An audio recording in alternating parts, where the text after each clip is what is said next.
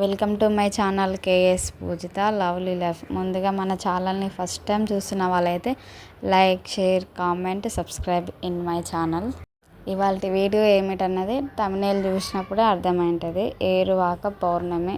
ఇది ఏరువాక పౌర్ణమి అనొచ్చు, లేదంటే ఏరువాక పున్నమి అని కూడా అంటారు. ఈ ఏరువాక పౌర్ణమి అనేది ఎక్కువగా రైతులు జరుపుకుంటారు. ఇలాంటి కొన్ని సైడ్లు చేస్తారు, కొన్ని సైడ్లు చేయరు. ఈ పండుగ అనేది నేను ఫస్ట్ టైం వింటున్నా, ఇంతకుముందుకు ఎప్పుడు వినలేదు.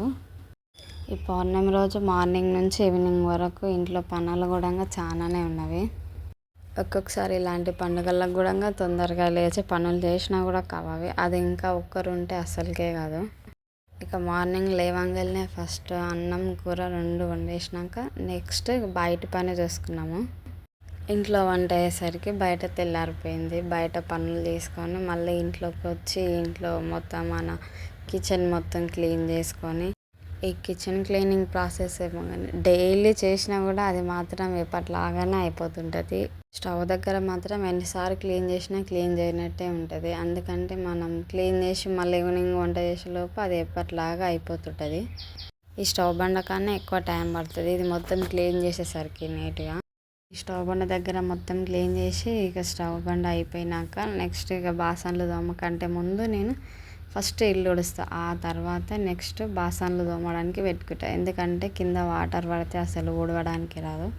అందుకని ఫస్ట్ ఇల్లు ఉడిచేసి ఆ తర్వాత నెక్స్ట్ బాసన్లు తోమడానికి పెట్టుకుంటా. అలా అయితే సింపుల్గా అవుతుంది, తొందరగా అయిపోతుంది, ఇంకా ఈజీగా ఉంటుంది. ఒక్కొక్కరు ఒక్కోలాగా చేస్తారు. నేనైతే ఎక్కువ బాసన్లు తోమాలి అంటే ఫస్ట్ మార్నింగ్ అయినా సరే ఈవినింగ్ అయినా సరే ఇల్లు ఊడ్చాకనే బాసన్లు తోమడం పెట్టుకుంటా. మనం ఫస్ట్ ఇల్లు ఊడవకుండా బాసన్లు తోమితే వాటర్ పడి కింద మొత్తం చెత్త అనేది తడిచిపోతుంది. నెక్స్ట్ అది ఊడవడానికి రాదు. ఫస్ట్ మనం ముందే ఊడ్చేసినామంటే ఏదైనా క్లాత్ పెట్టుకొని ఆ తర్వాత మనం తుడుచుకోవచ్చు, ఈజీగా అవుతుంది ఇట్లయితే.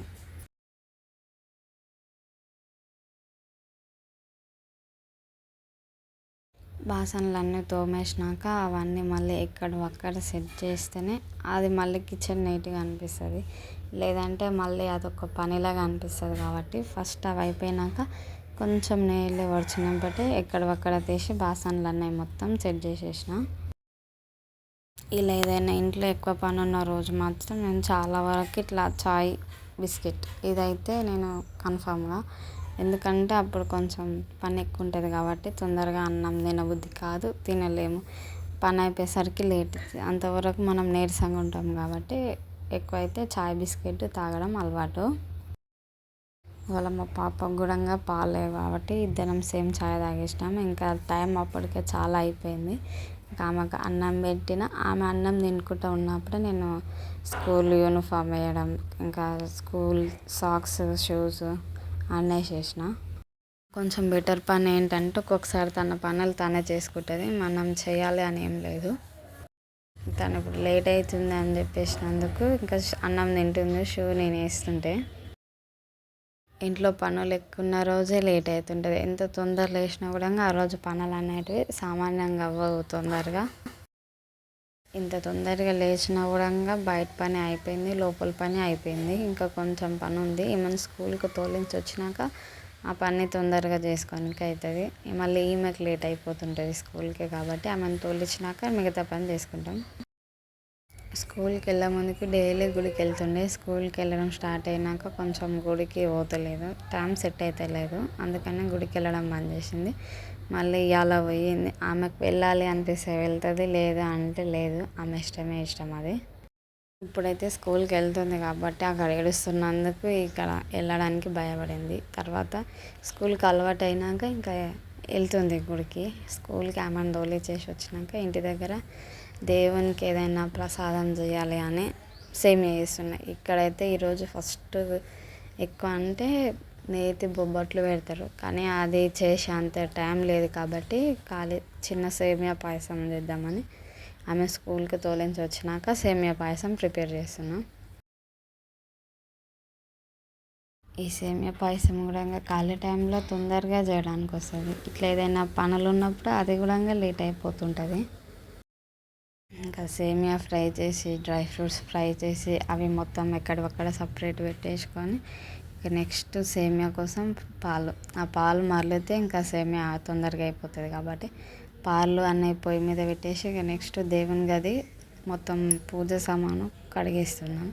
చాలా రోజులైంది కడగక, ఒక వారం అవుతుంది.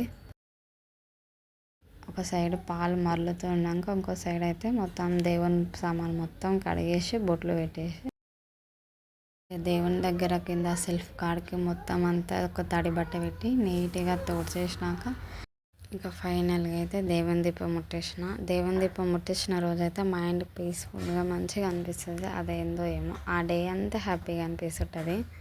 ఇక ఇదే పండుగ ఊర్లలో రైతులు అయితే చాలా బాగా చేసుకుంటారు. కానీ ఇక్కడ మనం ఉన్నందుకు దేవుని దీపం ముట్టించి గుడికి వెళ్ళేసి వచ్చినాము. ఇంకా ఈ పని అయిపోయేసరికి లంచ్ టైం అయింది. మా పాపకు లంచ్ బాక్స్ ఇచ్చేసి స్కూల్ కాడ మళ్ళీ ఇంటికి వచ్చి ఒక బ్లౌజ్ ఉన్నది, ఈ బ్లౌజ్ స్టిచ్చింగ్ కూడా చేసేసిన. మన వీడియోస్ అయితే నచ్చుతున్నాయి అనుకుంటున్నా. మన వీడియోస్ నచ్చితే సపోర్ట్ చేయండి, సబ్స్క్రైబ్ చేసుకోండి, షేర్ చేయండి, కామెంట్ చేయండి. ఇలానే మరిన్ని వీడియోస్